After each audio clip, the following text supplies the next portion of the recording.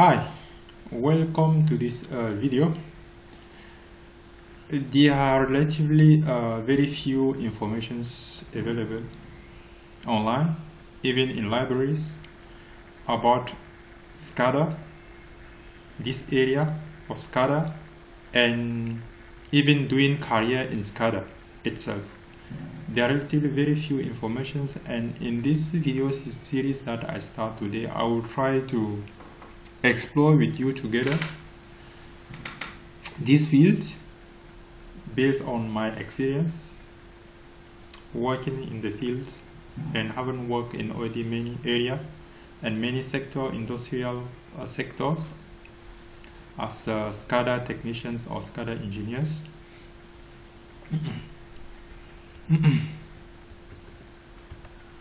Yeah, I will not go through a lot of literature of the history of SCADA and so on, but if we can we define the SCADA? SCADA is defined as supervisory, control, and data acquisitions. Supervisory here means monitoring. Monitoring here, and when we say SCADA, we have an industrial system. So here monitoring means like supervising means supervising something on top of our industrial system, which is monitoring. Like we monitor, we see how our industrial system is behaving. Not only monitoring, but controlling too. When you have a machine working, sometimes you may want to stop or to start the machines, or let the machine behave in the certain way. Like we have our automated air conditioning system in, I don't know, in a factory, in a car factory, and we want to this AC system to be changing depending on the internal temperature of the plants. So instead of dedicating someone there who will be doing these things, one automated system can do the job and control the entire room. You also have data, and when you have a big industrial system, you may want to record some information about the current, water, voltage, number of persons entering and going out of the systems. You may want to record some of these informations, or what are we producing, what are we getting an input, what are we getting output. So there are many types of information that the system can generate, and this is the data. Acquisitions here is about recording all those data that are being generated by the systems. And when we say acquisitions here, it brings up a lot of, we are talking about gigabyte, terabyte of data, and these things bring a lot of questions pop up, many questions pop up. This is a big topic today about big data. How do we manage, how do we record, how do we log the data, and when we have the data we need someone to take care of that. So this is a bit about SCADA. Now regarding the backgrounds, which background do you need to work in this field? I will say like having a bachelor degree in electrical, information technology, computer science, or engineering in general will be enough. This will be something like the minimum that is required to work in this field. Or you may have, you can also work with your high school degree, it depends, but this is what is recommended. So having a master degree here will be perfect. And in addition to that, you need some basic field knowledge.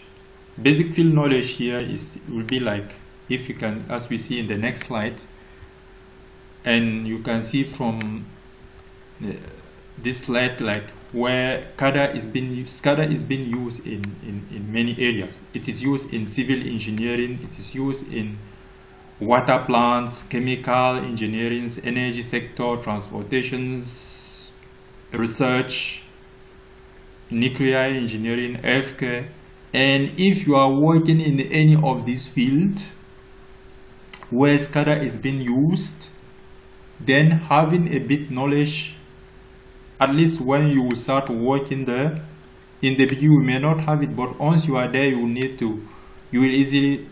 to get some basic knowledge about the field knowledge.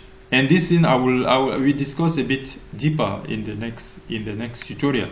So when we have, you can see this area where SCADA is being used, and you have this system. But the next question will be, why are we even using this SCADA? As you can see, SCADA comes as a solution to the massive, to the extensive industrial automations of industries.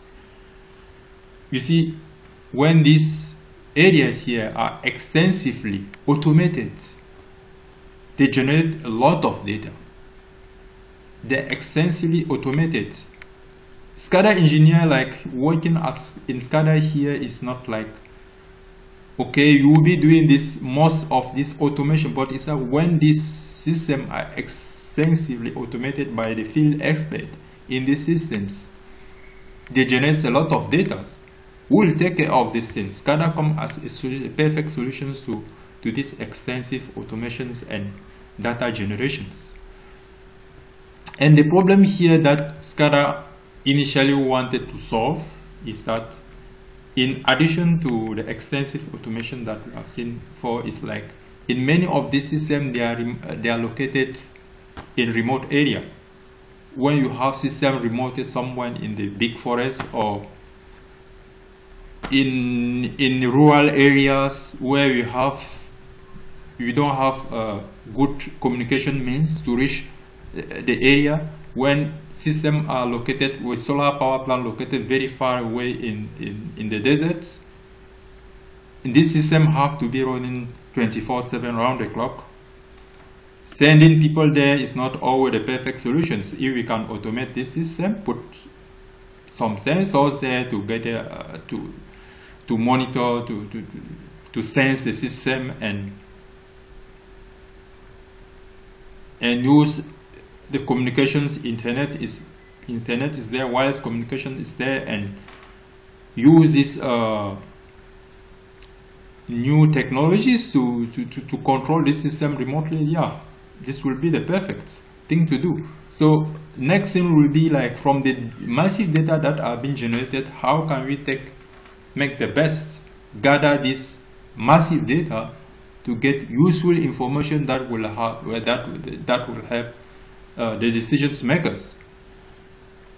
Next is about always cutting the cost. We all know, like, the more robots we have in the plant, the less people we have. And usually, because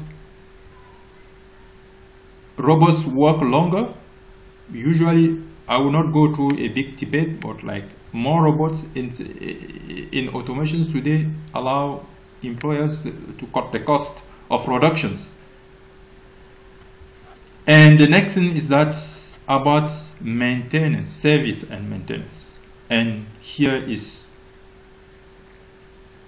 even why SCADA is there. Because once you have a big power plant is there, or a big car factory is there, or any factory is there, or trains or metros are there, automated working there, and how do we know that something is not working there? So we have to maintain it. And it's not usually the people who build the system who will maintain it. Even if they have to do that, we have to be sensitive in monitoring the system and to know if some things go wrong. Okay, we get some alarms, we call people to go and fix them, and who will take care of these things. So SCADA and you will be working in this field will be in charge of this thing. So it's a very big topic. The next thing here is this is a small architecture of a typical SCADA. And here, you as someone who is planning to work in SCADA field, is your place here in the control room. you have the control room here, but the SCADA system itself is not only in the control room, you have it in the plants. Here you have some robots, you have some PLCs, industrial PCs, here you have some routers, here you have the database, here you have some antenna for wireless communications, here you have some sensors, and here you have some RTU, remote transmission unit, with wireless communication enables. And when you have this system, is just there to enable from someone sitting in the control room to monitor, to control the power plants here, sending some controls, getting some informations back, saving these informations in the database to help the decisions makers. Right from here, who is in charge of developing the software that will be used here? You are the person. If you are someone with software background, you are part of the SCADA system. Who is in charge of managing the database here? We need database administrators. Who is in charge of handling these wireless communications or routers here? We need people with networking. Here about PLC programming. Will program all these devices here. Robotics. We are not really going there, like some people are specialized in mounted robots, but when these things are mounted here, how do we know? Like we have some temperatures here. Or suppose when there's a fire somewhere, the temperatures go high. Here, now the RTU here will sense that the temperature, okay, the temperature is high, data is very high here. You will be sending the data, you will be sending this data, I don't know, at the rate of time defined in the SCADA here, and here right now, or depending if our control is here or here, it will forward these informations here, and the system automatically will generate the alarms, calling firefighters or sending the alarms to you to alert you that okay, the temperature is going very high, maybe you have to send some field technicians. This is what I can say now, and in the next video we're going to discuss different type of